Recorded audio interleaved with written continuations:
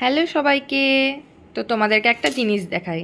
এই যে এটা দেখতে পাচ্ছ, এটা হচ্ছে বাচ্চাদের ওই যে হেলমেট, যাতে ছোট বাচ্চারা মেঝেতে পড়ে গেলে মাথায় না মানে আঘাত পায়, সেই জন্য এই জিনিসটা। বাপরে বাপ, দেখাতে দিচ্ছে না, দেখছো তো রাগ হচ্ছে।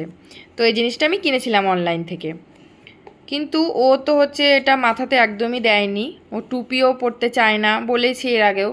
ও মাথায় ওর হাত মানে বেশি হাত দেওয়া পছন্দ করে না, চুল আঁচড়ায় তাও মানে ওকে ভুলিয়ে ভালিয়ে। কি জানি ও পছন্দ করে না একদম, মানে ওর মাথায় বেশি ঘাটাঘাটিও পছন্দ করে না।